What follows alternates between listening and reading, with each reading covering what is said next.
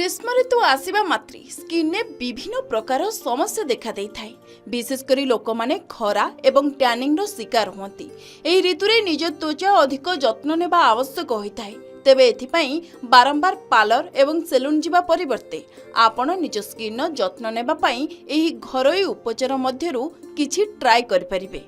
आपण माने जानिथिबे जे पूर्व कालरु लोक माने एही घरोई उपचार व्यवहार करी अनेक स्किन समस्यारु रक्षा पाई थांती। आपण मुल्तान माटीर केतेक फायदा विषय जानिथिबे। आग कालरे लोके मुल्तान माटी को आयुर्वेदिक उपचार भावे उपयोग करुथिले, जहाकु सौंदर्यर एक नियारा वरदान बोली माना जाय थाए।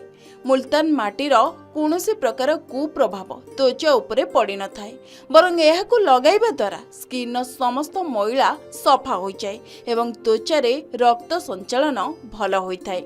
एहासह स्किन ने चमक आसी थाए एवं व्रण टैनिंग समस्या दूर होइथाए। त्वचा भल रखिबा पाई मुल्तान माटी सह महू मिसाई लगाइबा द्वारा स्किन उपरे शीघ्र भल प्रभाव पकाई थाए। प्रथमे गोटे चामच मुल्तानी माटी पाउडर नियंतु, सेथिरे किछि महू नियंतु। महूर परिमाण एपरि हेबा उचित जे मुल्तान माटी एवं महू को मिसाई एक स्मूथ पेस्ट प्रस्तुत करा जाय परिबो। आपण एही फेस पैक को ग्लोइंग त्वचा पई व्यवहार करि परिबे, जहा फलरे आपणक स्किन उपरे भल फायदा पकाइबारे सहाय्य करिबो।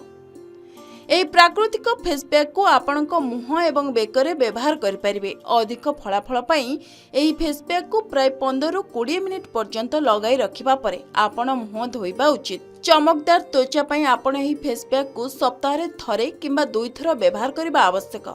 एही फेस पैक व्यवहार करिबा परे आपणक त्वचा रे थिबा डेड सेल्स गुडिक दूर करिबारे सहायक होइथाय, जहा आपणको एक उज्जवल त्वचा प्रदान करिथाय। टैन दूर करिबा पई एही फेस पैक बेस्ट रहिबो। एथिरे औषधीय गुण थिबारु एहा त्वचा उपरे कोनोसी साइड इफेक्ट पकाई न थाए। एही फेस पैक चमकदार त्वचा पाइबार सहज उपाय। जदि आपणकर कोनोसी त्वचा समस्या रहिछि तेबे आपण डाक्टरक सह परामर्श नै एहार व्यवहार करिबा आवश्यक। ब्यूरो रिपोर्ट, के न्यूज ओडिशा।